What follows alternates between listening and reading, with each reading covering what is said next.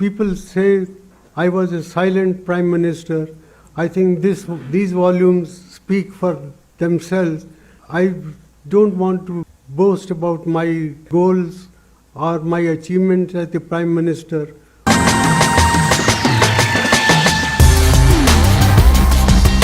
साल 2008 का वो वक्त जब दुनिया भर में आर्थिक तबाही मची थी। मिरर लिंच और लिमन ब्रदर्स जैसे दिग्गज ढह रहे थे। हर कोने के शेयर बाजारों से गर्त छूने की खबरें आ रही थी। देश का हाल भी कुछ ऐसा ही था। दलाल पद पर निवेशकों के लाखों करोड़ों हर रोज गायब हो रहे थे। पिंक स्लिप थाम कर छटनियां हो रही थी।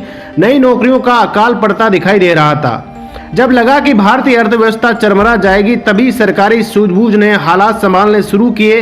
1 अरब से ज्यादा आबादी का पहला बड़ा फायदा तब दिखा जब घरेलू उपभोग ने कमजोर अर्थतंत्र को अपने कंधे पर रखकर संभाला। ग्रामीण इलाकों में बिक्री बनी रही। बड़े कारोबारों को कुछ असर हुआ, लेकिन छोटे उद्योगों पर वो प्रभाव नहीं दिखा। लेकिन ये सब हुआ कैसे? इस सवाल का जवाब आप गूगल करके जान सकते हैं। लेकिन ये सब उस व्यक्ति ने किया था जिसे 2014 में कुछ लोग मिस्टर मौन कहकर चिढ़ा रहे थे। बायोग्राफी डीएस गुरुजी के इस एपिसोड में हम बात कर रहे हैं विचारक और विद्वान के रूप में प्रसिद्ध, अपनी नम्रता और कर्मठता और कार्य के प्रति प्रतिबद्धता के लिए माने जाने वाले प्रधानमंत्री डॉक्टर मनमोहन सिंह की। मनमोहन सिंह भारत के 14वें प्रधानमंत्री रहे। वह जवाहरलाल नेहरू के बाद भारत के पहले ऐसे प्रधानमंत्री बन गए जिनको 5 वर्ष का कार्यकाल सफलतापूर्वक पूरा करने के लिए लगातार दूसरी बार प्रधानमंत्री बनने का सौभाग्य प्राप्त हुआ। डॉक्टर मनमोहन सिंह भारतीय राजनेता होने के साथ साथ एक अर्थशास्त्री भी हैं। वह पहले ऐसे प्रधानमंत्री बने जो सरदार थे। राजनीति में आने से पूर्व वह नौकरी किया करते थे। इसके बाद उन्होंने नौकरी छोड़कर राजनीति में आने का विचार बना लिया, जो बहुत ही सफल रहा। डॉक्टर मनमोहन सिंह के कार्यकाल में भारत की आर्थिक स्थिति में क्रांतिकारी बदलाव हुए। उनके काम और प्रतिभा को दुनिया भर में सराहा गया। आप सभी लोग डॉक्टर मनमोहन सिंह के बारे में तो जानते ही होंगे, मगर उनके पीछे की जिंदगी की हकीकत के बारे में बहुत कम लोग जानते हैं। डॉक्टर मनमोहन सिंह की जिंदगी बहुत ही मुश्किलों से गुजरी है। जब देश का बंटवारा हुआ तो बहुत से लोग भारत से पाकिस्तान गए और बहुत से लोग पाकिस्तान से भारत आए थे। उस समय कोई नहीं जानता था कि इनमें से एक नन्हा बालक मनमोहन सिंह भी है, जिसकी तकदीर में हिंदुस्तान की हुकूमत लिखी है। उनकी सादगी और काबिलियत को आज हर कोई मानता है। इतने बुरे दौर से गुजरने के बाद मनमोहन सिंह ने कभी अपने भाषणों में अपनी निजी जिंदगी में आई कठिनाई को गिनाकर वोट नहीं मांगे हैं। बंटवारे में अपना सब कुछ गंवाकर पाकिस्तान से भारत के अमृतसर में बसने वाले मनमोहन सिंह का जन्म 26 सितंबर सन 1932 को पाकिस्तान के गाह नाम स्थान पर हुआ था। बचपन में ही डॉक्टर मनमोहन सिंह के सर के ऊपर से मां का साया उठ गया था। उनका पालन पोषण उनकी दादी ने किया था। घर में बहुत ज्यादा गरीबी होने के कारण डॉक्टर सिंह अपनी पढ़ाई को पूरा नहीं कर पा रहे थे, मगर डॉक्टर मनमोहन सिंह ने हिम्मत नहीं हारी। डॉक्टर मनमोहन सिंह पढ़ाई में बहुत ही होशियार थे, जिसके कारण उनको स्कॉलरशिप मिलती रही और इन्होंने अपनी पढ़ाई जारी रखी। उन्होंने पंजाब विश्वविद्यालय से स्नातक व सन 1954 में स्नातकोत्तर की पढ़ाई की। इसके बाद वो विदेश चले गए, जहां उन्होंने पीएचडी की डिग्री कैम्ब्रिज विश्वविद्यालय से हासिल की। उसके बाद डी.फिल की डिग्री ऑक्सफोर्ड यूनिवर्सिटी से हासिल की। पढ़ाई पूरी करने के बाद वो भारत लौट आए। इसके बाद वो पहले सन 1957 से 1965 तक पंजाब यूनिवर्सिटी और बाद में सन 1969 से दिल्ली स्कूल ऑफ इकोनॉमिक्स में प्रोफेसर रहे। इसके उपरांत वो दिल्ली विश्वविद्यालय में ही सन 1976 में मानद प्रधान विभाग अध्यापक भी रहे हैं। 1964 में उन्होंने India export trend and prospect for self sustained growth नामक पुस्तक लिखी, जिसे क्लेरेडोन नामक प्रेस ने प्रकाशित किया था। डॉक्टर मनमोहन सिंह पंजाब यूनिवर्सिटी में शैक्षणिक प्रत्याग के रूप में चमकते रहे। सन 1987 से सन 1990 के बीच उन्हें जिनेवा में secretary general of south commission के पद पर नियुक्त किया गया। 1971 में भारत सरकार द्वारा मनमोहन सिंह जी को आर्थिक सलाहकार वाणिज्य मंत्रालय के लिए नियुक्त किए गए। इसको देखते हुए सन 1972 में उन्हें मुख्य सलाहकार वित्त नियुक्त किया गया।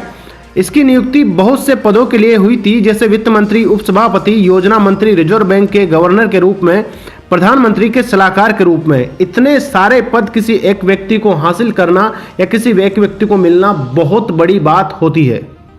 सन 1991 से सन 1996 के बीच 5 वित्त मंत्रियों के साथ मिलकर आर्थिक मंदी हटाकर भारत को पुनः स्थापित किया।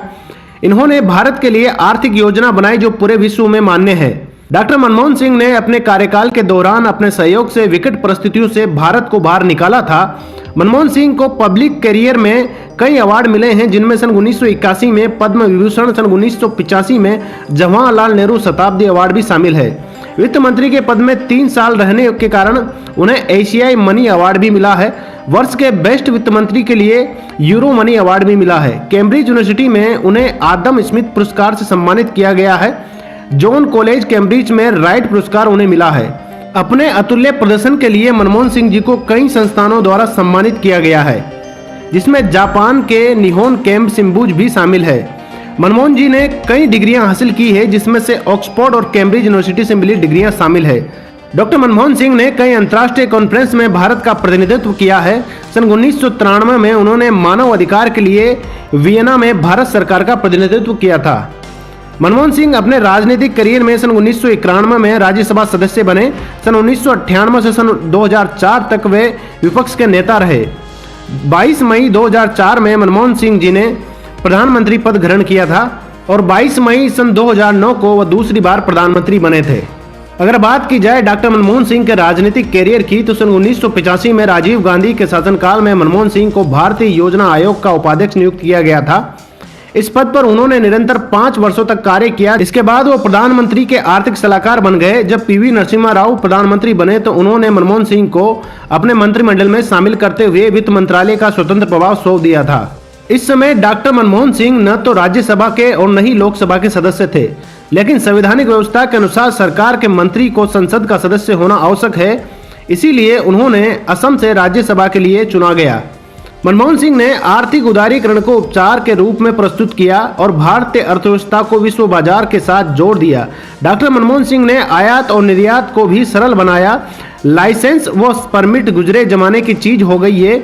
निजी पूंजी को उत्साहित करके रुग्ण और घाटे में चलने वाली सार्वजनिक उपकरणों हेतु अलग अलग रूप से नीतियां विकसित की। डॉक्टर मनमोहन सिंह ने बिल्कुल नई अर्थव्यवस्था का समायोजन भारत की अर्थव्यवस्था में कर दिया था। लेकिन जब नई अर्थव्यवस्था घुटनों पर चल रही थी, तब पीवी नरसिम्हा राव को कटु आलोचनाओं का शिकार होना पड़ा था। विपक्ष उन्हें आर्थिक प्रयोग से सावधान कर रहा था, लेकिन श्री राव ने मनमोहन सिंह पर पूरा यकीन किया और मात्र 2 वर्ष के बाद ही आलोचकों के मुंह बंद हो गए और उनकी आंखें फैल गई। उदारीकरण के बेहतरीन परिणाम भारतीय अर्थव्यवस्था में नजर आने लगे थे और इस प्रकार एक गैर राजनीतिक व्यक्ति जो अर्थशास्त्र का प्रोफेसर था, उसका भारतीय राजनीति में प्रवेश हुआ ताकि देश की बिगड़ी हुई अर्थव्यवस्था को पटरी पर लाया जा सके। जिस व्यक्ति को हम मोहन कह रहे थे, जिस व्यक्ति को हम मिस्टर मोहन के नाम से चिढ़ा रहे थे, उस व्यक्ति ने भारतीय अर्थव्यवस्था को वहां पर ले जाकर खड़ा कर दिया कि आज के 10 साल के बाद भी कोई प्रधानमंत्री या कोई भारत का वित्त मंत्री सोचने के लिए मजबूर नहीं हो सकता भारत की इकोनॉमी आज इतनी स्ट्रांग है। सन 1991 में मनमोहन सिंह ने सरकारी नौकरी छोड़कर राजनीति में कदम रखा था। इस समय पीवी नरसिम्हा राव प्रधानमंत्री चुने गए थे। उन्होंने अपने कैबिनेट मंत्रालय में मनमोहन सिंह को वित्त मंत्री बना दिया था। इस समय भारत बहुत ही बुरे आर्थिक दौर से गुजर रहा था। मनमोहन सिंह जी ने देश की अर्थव्यवस्था सुधारने के लिए कई देशों के दौरे किए। उन्होंने सबसे पहले सत्ता में आते ही लाइसेंस राज नाम की योजना बंद कर दी गई। इसके अंतर्गत किसी भी बिजनेस में अगर कोई भी बदलाव होता है तो उसके लिए सरकार की अनुमति लेने की कोई जरूरत नहीं लेनी होगी। इस योजना से कई सारे फर्म को फायदा मिला। उन्हें स्वतंत्र बनाने से देश को आर्थिक फायदा मिलने लगा।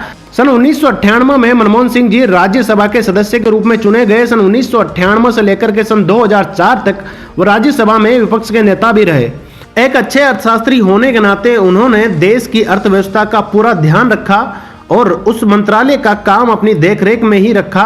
अपने वित्त मंत्री पी चिदम्बरम के साथ मिलकर उन्होंने देश के मार्केट और अर्थव्यवस्था को आगे बढ़ाया। सन 2007 में भारत की हाईएस्ट ग्रोथ डोमेस्टिक प्रोडक्ट यानी कि जीडीपी की ग्रोथ 9% तक बढ़ गई, जिसके साथ भारत दुनिया का दूसरे नंबर का अर्थव्यवस्था ग्रोथ वाला देश बन गया था। मनमोहन जी ने प्रधानमंत्री होने के नाते बहुत सी योजनाएं शुरू की। उन्होंने ग्रामीण जनता के कल्याण के लिए राष्ट्रीय ग्रामीण स्वास्थ्य मिशन योजना की शुरुआत की। उनके नेतृत्व में ग्रामीण नागरिकों की सुविधा के लिए राष्ट्रीय ग्रामीण स्वास्थ्य मिशन की शुरुआत हुई। इस कार्य को दुनिया भर में लोगों ने देखा और इसकी सराहना की। उनके कार्यकाल के दौरान शिक्षा क्षेत्र में काफी सुधार हुआ। सरकार ने पिछड़ी जाति और समाज के लोगों के लिए उच्च शिक्षा उपलब्ध करवाने के लिए काफी सफल कोशिश की। हालांकि कुछ पक्षों ने आरक्षण बिल का विरोध किया और कुछ योग्य विद्यार्थियों के लिए न्याय की मांग भी की। मनमोहन सिंह सरकार ने आतंकवाद को समाप्त करने के लिए भी कानून पारित किए। 2008 में मुंबई में हुए आतंकवादी हमले के बाद राष्ट्रीय जांच एजेंसी एनआईए का गठन किया गया। 2009 में ई प्रशासन और राष्ट्रीय सुरक्षा को मजबूत बनाने के लिए भारतीय विशिष्ट पहचान प्राधिकरण का गठन किया गया। इस सरकार ने अलग अलग देशों के साथ मजबूत रिश्ते बनाए और बरकरार भी रखे। पीवी नरसिम्हा राव के कार्यकाल में शुरू की गई व्यवहारिक विदेश नीति का मौजूदा प्रकल्प में सफलतापूर्वक प्रयोग किया गया। अपनी सादगी और अंतर्मुखी स्वभाव के लिए जाने जाने वाले मनमोहन सिंह बेहद ही चतुर और बुद्धिमान व्यक्ति हैं। शिक्षा के प्रति रुझान ने उन्हें प्रधानमंत्री पद तक पहुंचा दिया, किंतु वह खुद को एक आम इंसान की तरह मानते रहे।